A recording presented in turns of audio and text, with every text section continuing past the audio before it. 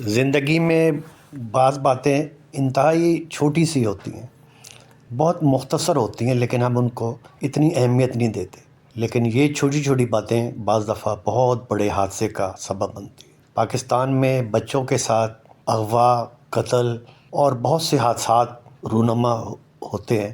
ان کے پیچھے ایک چند وجوہات ہیں، بہت چھوٹی باتیں ہیں جو ہم عام طور پہ گھروں میں لائف میں اس طرف توجہ نہیں دیتے۔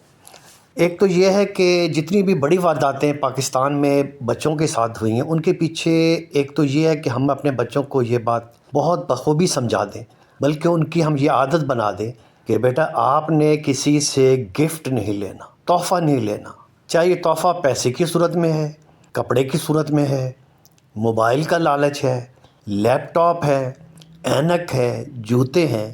کوئی بھی شخص چاہے وہ گھر کا ہے، فیملی کا ہے یا رشتہ دار کا ہے، آپ بچوں کو منع کر دیں کہ وہ کسی سے براہ راست تحفہ نہ لیں۔ اگر کسی نے تحفہ دینا ہی ہے تو وہ والدین کو دیں اور آپ اپنے بچے کو وہ تحفہ ضرور دے دیں۔